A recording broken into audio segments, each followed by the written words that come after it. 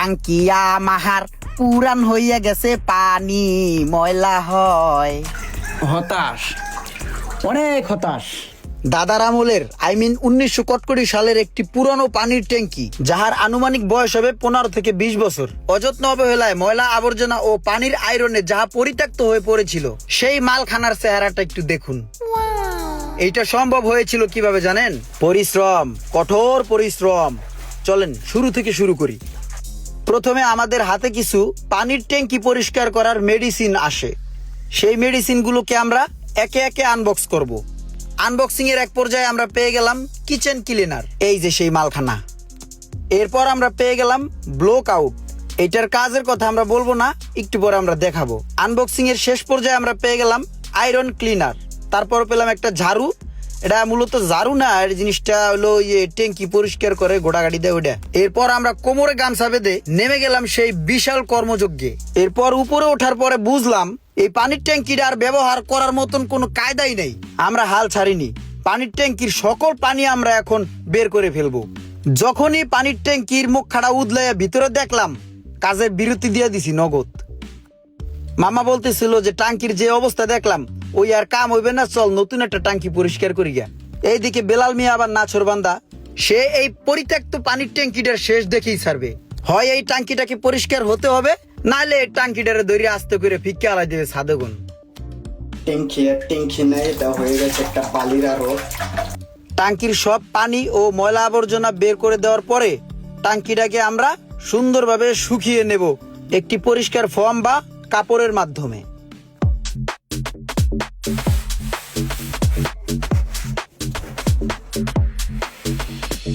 টাঙ্কিটা শুকানোর জন্য আমরা 10 মিনিট সময় নিলাম। এরপর আবার কাজে নেমে পড়লাম।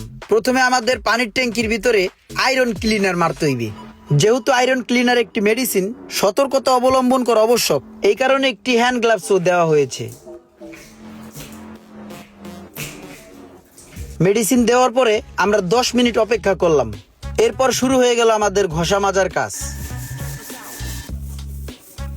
ঘষা মাজা করতে করতে আমার কাছে কেন জানি মনে হইলো এই পানির ট্যাঙ্কিটা মনে হয় আর পরিষ্কার হইবে না, কারণ এটা হচ্ছে বহুত পুরনো। তাও হাল ছাড়েনি বেল্লাল। আমাদের কঠোর পরিশ্রম ও মেডিসিনের গুণে ট্যাঙ্কিটা মোটামুটি একটা পর্যায়ে চলে আসছে। এখন টাঙ্কির ভিতরে যত ময়লা পানি আছে সব বাইর করিয়ে ফেলাবো। সব পানি যেহেতু পাইপ দিয়ে বের হবে না, তাই ম্যানুয়াল কিছু পদ্ধতি ব্যবহার করলাম। পরিত্যক্ত সেই পুরনো ময়লা পানির ট্যাঙ্কিটা পরিষ্কার করার পরে স্বস্তির নিঃশ্বাস বেলালের। Look at the Belal. হতাশ, অনেক হতাশ।